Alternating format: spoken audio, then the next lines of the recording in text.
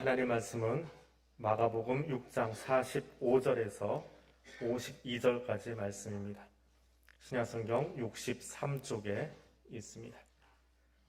45절에서 52절 말씀 제가 읽어드리겠습니다. 예수께서 즉시 제자들을 재촉하사 자기가 무리를 보내는 동안에 배 타고 앞서 건너편 벳세다로 가게 하시고 무리를 작별하신 후에 기도하러 산으로 가시니라. 저물매 배는 바다 가운데 있고 예수께서는 홀로 무태 계시다가 바람이 거스름으로 제자들이 힘겹게 노젓는 것을 보시고 밤 사경쯤에 바다 위로 걸어서 그들에게 오사 지나가려고 하심에 제자들이 그가 바다 위로 걸어오심을 보고 유령인가 하여 소리 지르니 그들이 다 예수를 보고 놀람이라. 이에 예수께서 곧 그들에게 말씀하여 이르시되 안심하라 내니 두려워하지 말라 하시고 배에 올라 그들에게 가시니 바람이 그치는지라. 제자들이 마음에 심히 놀라니 이는 그들이 그 떡 떼시던 일을 깨닫지 못하고 도리어 그 마음이 둔하여졌음이로라. 아멘.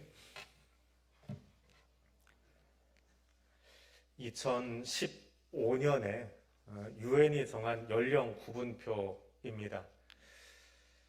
청년이 65세까지입니다.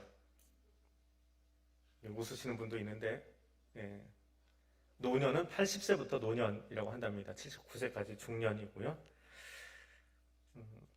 주민자치위원이라는 걸 뽑고 있습니다. 다음 주 돌아오는 화요일 날 추첨을 통해서 각 동별로 자치원을 뽑아서 주민세를 가지고 이렇게 집행할 수 있는 그런 위원들을 뽑는답니다. 그걸 좀 도와달라고 해서 주민센터 가서 지난주에 잠깐 보고 화요일 나가서 추첨을 해줄 건데 거기서 성비를 균형을 맞춰야 되고 또 하나는 그 노년층과 청년층을 균형을 맞춰야 된대요.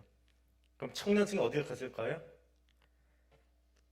우리나라에서 이제 행정적으로 처리하는 과정입니다.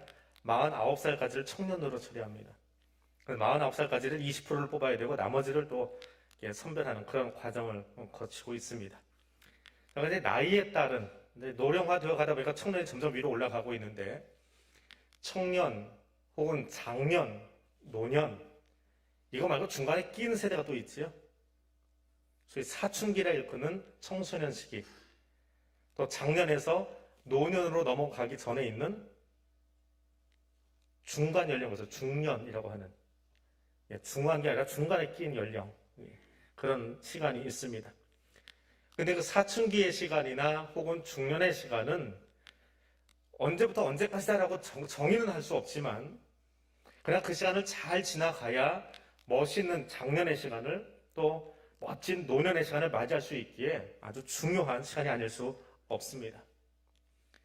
근데 그리스도인은 이 사춘기 혹은 중년기를 떠나서 하나님 나라와 이 땅에서의 삶 사이에 끼워져 있는 사이에 낀 세대, 시간, 공간을 살아가는 존재입니다. 단순히 사춘기나 중년기다라고 하는 것이 아니라 그리스도의 장사한 분량에 이르기까지 오늘도 끊임없이 그 과정을 겪어가고 있는, 살아가고 있는 것이 그리스도인이라고 하는 것이지요. 특별히 제자는 이 땅에서의 시간과 하나님 나라에서의 시간 그 사이에 서서 예배와 삶을 통해서 점점 더 그리스도의 장사한 분량에 자라가고 있는 사람이 그리스도인이라고 하는 것입니다. 마가복음은 이런 제자도의 과정, 제자화 되어가는 과정을 아주 잘 묘사해 놓은 복음서입니다. 그리고 그 이야기를 하면서 샌드위치 구조라고 하지요. 양쪽에 큰 이야기가 있고 이것을 풀기 위한 좀 더 핵심적인 이야기를 가운데 끼워 놓는 방식으로 복음서를 기록하고 있습니다. 오늘 본문도 마찬가지입니다. 본문의 바로 앞에는 오병이어 사건이 등장을 하고 본문 뒤에는 게네사렛이라고 하는 곳에 가셔서 병을 고치는 예수님의 모습이 등장하고 있습니다. 그 사이에 끼워져 있는 이 내용, 오늘 배 위에서 일어난 제자들과 예수님 사이의 모습을 통해서 제자가 무엇인지, 오늘 우리가 취해야 될 제자심이 무엇인지를 보고자 합니다. 제자들은 지금 배 위에 있습니다. 34절부터 이어진 오병이어 기적으로 말미암은 그 배경은 벳세다의 들녘이고 그리고 거기서 5,000명이나 되는 군중들을 예수님께서 직접 메시지를 주시고 먹을 것을 주시는 장면을 우리가 읽고 있습니다. 그곳은 벳세다가 배경입니다. 그런데 그 무리들, 거기 모였던 남자만 5천이 되는 숱한 무리들은 오병이어 현장이 끝나자마자 다 집으로 흩어졌습니다. 그 흩어진 사람들을 우리가 성경을 묵상할 때 흔히 무리들이다 라고 이야기합니다.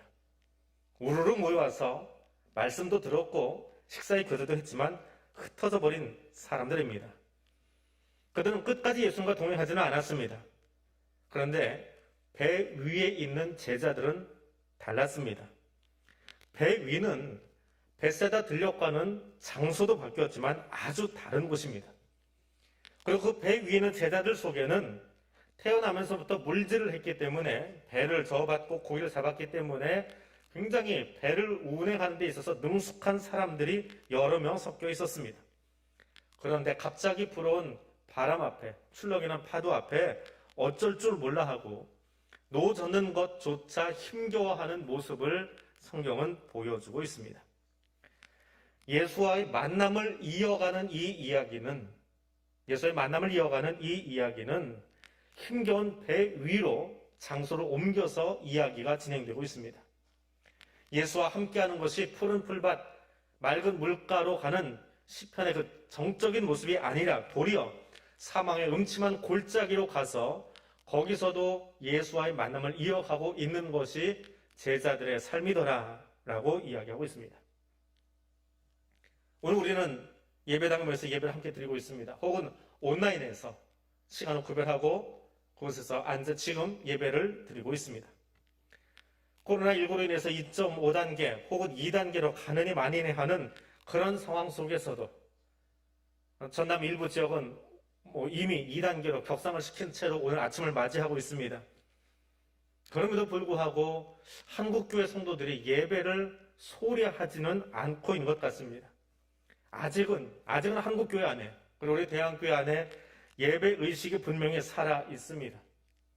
시간이 더 지나가고 나면 얼마나 더 희석되고 식어지고 많은 사람들이 무리처럼 떠나갈지 그거는 아무도 모르지만 분명 예배를 통해서 하나님을 만나고 예수 그리스도를 만나고자 하는 마음이 식지 않은 것만큼은 지금은 분명합니다. 그런데 문제는 그 다음입니다. 벳세다 들녘에서 오병이어 속에 셀 수 없이 많은 사람들이 말씀을 들었고 또 먹었고 있었습니다. 그러나 그 일이 끝나고 나서는 모두 빠져나갔습니다. 오늘 우리도 마찬가지지요. 코로나가 있긴 하지만 그래서 방역 지침 때문에 예배가 끝나면 15분 내로 좀 나가주세요라고 하지만 그럼에도 불구하고 떠나간 뒤에 우리의 삶의 현장에서 어떻게 살아가고 있느냐라고 하는 것입니다. 제자들이 배 위에서 살았던 것처럼, 배 위에 시간을 가졌던 것처럼 우리의 풍랑이는 삶의 현장, 그것이 학업의 터전이건 직장이건 상업의 현장이건 혹은 가족을 챙기는 주방이건 그것에서 예수를 만나고 예수와 함께 살아가고 있는지 나를 돌아볼 수 있어야 합니다. 그곳은 계속해서 풍랑이 일고 있기 때문에 그렇습니다. 길어지는 코로나로 인해서 말들이 거칠어지고 행동이 거칠어지고 자기만 아는 사람들이 점점 늘어가고 있습니다. 자녀들은 어떻습니까? 최소한 고등학생 때까지만 해도 내 마음대로 좀 컨트롤이 되었습니다.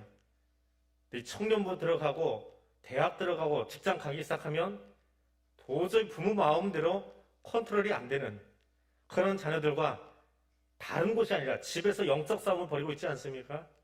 이 아이들 예배를 좀 드려야 되겠는데 내가 알아서 가요. 그런데 보니까 1시 넘었어요. 청년부 예배에서 이미 훌쩍 넘어가 버렸습니다. 그런 아이들 보고 있지 않습니까? 직장에 가서 여기에 나 그리스도인입니다. 어제도 교회 갔다 왔습니다. 라고 자신있게 이야기할 수 있습니까? 물론 CEO쯤 되면 내 직장인데 누가 뭐라고 그래요. 그런데 아직 신입사원들 입장에서는 교회 어제 다녀왔습니다. 라고 말하기가 어려운 세상을 살아가고 있습니다. 풍랑도 그런 풍랑이 없지요. 예배가 보장된 장소가 아니라 예배 때문에 자녀와 싸워야 되고 예배 드리는 것이 숨겨져야 되는 그런 코로나의 상황 속에 우리는 매일매일 영적 전쟁을 벌이고 있습니다. 정말 거대한 풍랑 속에 살고 있습니다. 그럼 공예배 현장 중요합니다. 코로나를 뚫고 마스크 쓰고 들어와서 여기서 예배 드리는 것 혹은 가정에서 우리 가족끼리니까 온라인으로 지금 화면 앞에 앉아 있는 것 중요합니다. 그러나 더 중요한 것은 그 베세다 들녘 이후에 풍랑이는 세상 속에서 내가 어떤 모습으로 살아가느냐라고 하는 것입니다. 오늘 예수의 제자들처럼 오늘 나도 예수를 만나야 합니다. 들녘에서 잘 예배 드리는 것이 아니라, 그 무리들이 아니라, 예배 끝나고 흩어져 버린 무리들이 아니라 풍랑 속에서 자녀 교육을, 풍랑 속에서 직장 생활을, 그곳에서 예수의 향기를 바라면서 살아갈 수 있는 그 예수의 만남을 이어가는 사람들이 될 수 있기를 원합니다. 그리고 항존직 투표 중입니다. 누구를 뽑으려고 마음에 작성하셨습니까? 내가 잘 아는 오래된 친구가 아니라, 여기 들녘에 앉아있는 사람들이 아니라 풍랑 있는 세상 속에서도 예수의 만남을 계속해서 이어가고 있는 그 제자들을 뽑으십시오. 그들이 무리들을 끌고 갈 겁니다. 그들이 세상에서 예수의 향기로 살아갈 것이기 때문에 그렇습니다. 예수의 만남을 풍랑 있는 배 위에서 이어가고 있는 그 사람이 내가 되고 또 그런 사람을 세워갈 수 있기를 원합니다. 두 번째로, 배 위에 있는 제자들은 시간을 이어서 살아가고 있는 사람들이었습니다. 오늘 본문의 배경은 새벽 3시에서 6시 사이라고 알려져 있습니다. 밤 사경이라고 되어 있는데 새벽 3시, 6시 그 어간에 일어난 사건입니다. 벳세다를 떠나서 게네사렛으로 건너가려고 하는데 맞바람이 불고 있습니다. 그러니까 가고자 하는 방향에서 거꾸로 바람이 불어와서 도저히 그 앞으로 나아가기 너무 힘든, 거기에 엎친 데 덮친 격으로 파도까지 출렁이고 있는 상황이 오늘 본문의 모습입니다. 사실 본문 바로 앞에 있는 오병이어의 현장도 만만한 곳은 아닙니다. 벳세다 들녘이라고 되어 있는데 벳세다 마을에서 뚝 떨어진 도시 외곽에 있는 구릉지대입니다. 그러니까 민가와 떨어져 있어서 먹을 것을 구하거나 뭐 좀 텐트를 치거나 몸을 좀 원신하거나 할 수 있는 곳이 아니라 그냥 태양빛에 노출돼 있고 저녁 시간 되니까 먹을 것이 떨어져서 가게를 갔다 오기도 너무 거리가 먼 그런 불편한 곳이었습니다. 사실 불편한 예배 현장이라고 보면 되는 거예요. 그것도 불편했지만 배 위는 더 불편하지요. 근데 배 위에 올라간 제자들은 어떤 이야기를 했을까요? 그 불편했던 현장에서 예수님이 나누셨던 빵 이야기를 하고 있었습니다. 누가 제일 먼저 분병을 받았을까요? 우리 성찬할 때 장로님들이 차례차례 와서 받아가시는데 오늘은 내가 제일 먼저 받았다? 근데 이 받은 것을 가지고 사람들에게 나누어 주는데요, 내 손에서 떡이 떨어져 나간 뒤에도 아직도 여기에 뭔가가 꾸물꾸물 다시 빵이 불어나고 있습니다. 고기를 떼어주는데 또다시 꾸물꾸물 이 고기가 커지고 있어요. 주워도 내 손에서 빵이 떨어지지 않아요. 마치 마법사 같은 그런 일들이 내 손에서 일어나고 있지 않았을까요? 그런 이야기를 하면서 배 위에 올라갔습니다. 그날 드렸던 오병이어 들녘, 그 벳세다 들녘에서 있었던 예배의 그 감격스러운 모습을 배에서 막 이야기 나누고 있었던 그것이 배가 막 출발할 때 제자들의 모습이었습니다. 제자는 누구입니까? 경건한 모습으로 예배당에서 예배 드리는 것도 중요하지만 각자의 삶의 자리로 나아가서 그곳에서 예배 감격을 같이 나누고 그것을 이야기하고 그것 때문에 즐거워하는 바로 그 사람들입니다. 오늘 점심 식사 맛있었어. 오늘 반찬 내 입맛에 딱 맞아. 지난주에 식사 당번은 영 파이야. 그게 아니고요. 그날 있었던 예배의 감격을 삶의 자리에서 계속해서 나누고 있는 그 사람들이 제자입니다. 말씀 잘 듣고 잘 먹고 돌아간 성도가 아니라 내가 들었던 말씀의 감격을 나누고 있는 사람, 그것을 외치고 있는 사람, 그것을 전하고 있는 사람이 제자더라라고 하는 것입니다. 그런데 그 제자들이 그 감격을 나누는 현장에 풍랑이 다가옵니다. 그를 넘어뜨리려고 합니다. 그래서 예수의 만남을 이어가려고 하고 있습니다. 그리고 예수님은 그 만남을 이어가도록 하기 위해서 돕기 위해 그들을 찾아와 주십니다. 풍랑이는 바다 위로 예수께서 그들에게 오사 지나가신다라고 48절에서 적고 있습니다. 저 지나가신다라고 하는 저 단어는 아주 독특한 단어입니다. 구약 성경에서 생명 걸고 이스라엘 백성을 놓고 기도했던 모세, 그를 하나님이 다시 만나주시고 앞서가기 위해서 바위 틈에 숨겨 놓으시고 그를 손으로 덮으신 뒤에 지나가시더라라고 할 때에 쓰였던 단어가 오늘 본문에 나오는 지나가신다라고 하는 겁니다. 예수님이 배 위에 있는데 모른 척하고 나는 걸어간다라고 슈퍼맨처럼 무리를 걷는 모습을 보여주기 위함이 아니라 그들의 두려움을 손으로 덮어주고 그들을 안심시키고 안아주기 위해서 그들 옆을 지나가셔서 그들보다 먼저 앞서가시며 그들을 끌고 가기 위한 방법, 출애굽기에서 모세에게 하셨던 그 방식을 예수님이 제자들에게도 동일하게 하고 있다라고 하는 것을 설명하기 위한 단어가 지나가신다라고 하는 단어입니다. 무리들은 예배 뒤에 다 떠나갔습니다. 그런데 제자들은 예수님과의 만남을 계속 이어가려고 배 위에 올라갔어요. 삶의 자리에서 예수를 드러내려 올라갔다는 말입니다. 그런데 그것이 쉽지 않다는 거예요. 코로나 때문에 쉽지 않고 말 안 듣는 자녀 때문에 쉽지 않고 나도 매일매일 부딪히다 보니까 그리스도인임을 나타내는 것이 쉽지 않아요. 세상에서 사는 것이 너무 두려워요. 근데 그때 예수님이 찾아오셔서 그 손으로 모세를 덮으시듯 제자들을 덮으시듯 나를 덮어주시고 나와 함께 하시더라라고 하는 겁니다. 그 시간을 이어가고 있는 사람, 평안할 때만이 아니라 그 두려움의 상황 속에서도 예수와 함께하는 그 시간을 이어가고 있는 사람들이 제자입니다. 우리의 예배는 이 본당에서의 한 시간이 아닙니다. 이후에 우리는 각자의 삶의 자리에서 예수와의 만남의 시간을 이어가야 합니다. 폐회송과 함께 나의 예배가 끝났다고 생각하는 사람은 무리들입니다. 물론 그들도 예배 드렸지요. 물론 그들도 오병이어의 교제 자리에 함께 있었습니다. 기적도 맛보았습니다. 그러나 제자는 그 시간 이후에도 하나님 나라 백성이 되기 위해서 끊임없이 만남의 시간을 이어가고 있는 존재들입니다. 우리의 삶의 자리, 우리가 머문 배는 그곳을 항해하고 있는 그런 자리입니다. 제자는 그곳에서 예수를 만나야 합니다. 이제 예배가 끝나면 우리는 또 다른 시간과 공간으로 나갈 것입니다.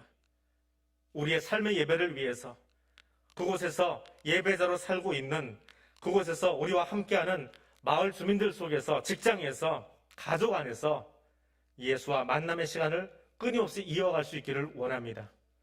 여기서만 예배 멋들어지게 드리고 봉사한 그 사람이 아니라 우리의 삶의 자리에서 끊임없이 예수와 만남의 시간을 이어가고 있던 그 사람들을 주목하여 보고 내가 그 제자가 될 수 있도록 살아갈 수 있기를 원합니다. 세 번째로 이 제자들은 예수로 채워져 가는 사람들입니다. 제자들이 지금 배 위에 있습니다. 그리고 풍랑을 만나 싸우고 있습니다. 우리도 코로나 때문에 한 주간 얼마나 열심히 고민하고 싸우다가 여기 오셨습니까? 어제까지 경험했던 풍랑과는 또 다른 풍랑을 우리는 지금 경험하고 있습니다. 언제쯤 끝날까요? 백신 이야기가 요즘 자주 오르락 내리락 하고 있는데 백신이 나오면 코로나 아침에 해 뜨면 어둠 물러가서 그게 싹 사라질까요? 백신 하나가 세상에 등장을 하고 그것이 안정적으로 전 세계인들이 쓰려면 10년은 걸린답니다. 지금 일상, 예상, 3사 나온 거는 불안정해서 사실 맞고 싶지 않아 하는 사람들도 있습니다. 어떤 부작용이 있을지 우리는 몰라요. 급하니까 우선 쓰자는 거예요. 급하니까 우선 맞아보자는 거지요. 이게 안정적인 독감 백신처럼 안정적인 게 되려면 그 안정적인 독감 백신도 이번에 사고 쳤잖아요. 잘못 보관하다가. 그게 백신이라는 거예요. 그거는 만병특효약이 아닙니다. 근데 그게 우리의 일상 속으로 들어오려면 10년 걸린대요. 10년이 어느 정도 시간입니까? 제가 우리 교회 온 지 이제 9년하고 10년째 들어가고 있는데 그 10년 동안에 옆에 아파트가 다 바뀌었어요. 우리 교회 바로 옆에 있는 아파트 이게 뭐예요? 이름이 뭐예요? 이거 주공 2단지로 기억하는 사람은 옛날 사람입니다. 그렇죠? 나 주공 2단지 재개발해서 다시 들어왔어요. 이건 옛날에 여기 사시던 분들이에요. 이 새로 들어오신 분들은 그거 몰라요. 뭐라고 그래요? 그건 그라시움이에요. 근데 그 주공 2단지 허물고 그라시움 들어오는데 몇 년 걸렸습니까? 우선 쾅 하고 부수고 올라가는데 한 3, 4년밖에 안 걸렸어요. 재건축 기간이 오래 걸렸지 아파트 허물고 짓는데 사람 다시 들어와 사는데 한 4년 걸렸나요? 10년도 안 걸렸습니다. 그런데 10년 뒤의 이야기를 코로나 이후에 이 세상이 어떻게 될 거다. 코로나 종식되면 이런 일이 벌어질 거다. 아무도 몰라요. 그거 아는 척하는 것 그게 사실은 교만이에요. 말도 안 되는 소리예요. 그걸 어떻게 합니까? 우리 4년 전쯤의 시간을 살면서 여기 이렇게 바뀔 거 누가 알았습니까? 제 동생이 엊그제 일이 있어서 서울에 잠깐 왔어요. 자기 집안에 좀 일이 있어서 명절 2번을 걸렀습니다. 그러니까 1년을 있다가 온 거예요. 왔다가 형 동네가 왜 이렇게 바뀌었어? 뭐 가게도 이렇게 많이 늘어나고 저는 맨날 있으니까 몰랐는데 거기가 딴 세상이 됐다는 거예요. 교회 앞에 너무 딴 세상이 돼가지고 왔다가 구경하려고 돌아다니고 있었어요. 저녁 시간에. 교회가 너무 많이 바뀌었다고. 그게 1년이거든요. 10년 뒤는 어떨까요? 그럼 그곳을 그 10년 뒤를 혹은 우리 이 다음 시간들을 무엇으로 채워가시겠습니까? 어떻게 채워가시겠습니까? 베스다 들녘을 떠났습니다. 뭔가 듣고 먹기는 했는데 아쉬움이 남아 있습니다. 제자들은 다시 또 다른 사역을 위해서 배 위에 올라탔습니다. 구체적으로 무엇을 할지 모르지만 예수님이 가자고 하시니까 배를 타고 지금 노를 젓고 가고 있습니다. 예배를 마친 우리도 그 예배의 내용을 가지고 말씀의 내용을 가지고 삶의 자리로 나아가고 있습니다. 그리고 자기 딴에는 열심히 노를 젓고 있어요. 잘 가는지 못 가는지 모르지만 노를 젓고 가고 있습니다. 거기서 뭘 해야 될지 몰라요. 그런데 노는 열심히 젓고 있는데 이상한 소리들이 들립니다. 어떤 소리요?